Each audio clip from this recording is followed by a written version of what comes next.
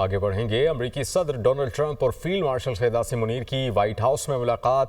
Oval office میں ظہرانے کے بعد 2 گھنٹے کا طویل تبادلہ خیال کیا گیا۔ فیلڈ مارشل نے پاکستان اور بھارت کے درمیان جنگ بندی میں مثبت اور نتیجہ خیز کردار ادا کرنے پر صدر ٹرمپ کا شکریہ ادا کیا اور انہیں دورہ پاکستان کی دعوت بھی دی۔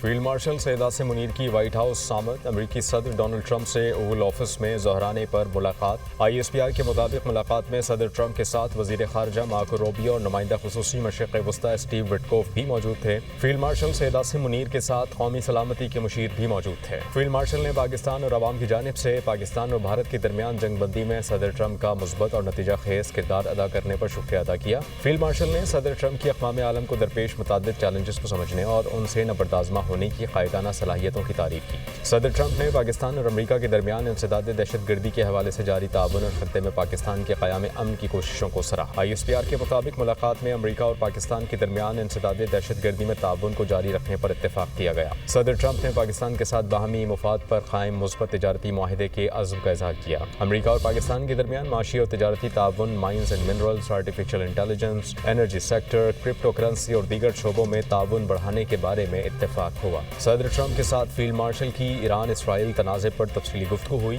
صدر ٹرمپ نے فیلڈ مارشل سید عاصم منیر کی قائدانہ اور فیصلہ کن صلاحیتوں کو سراہا۔ فیلڈ مارشل سید عاصم منیر نے صدر ٹرمپ کو حکومت پاکستان کی جانب سے دورہ پاکستان کی دعوت دی۔ پہلے سے طے شدہ 1 گھنٹہ دورانیے کی میٹنگ 2 گھنٹے تک جاری رہی۔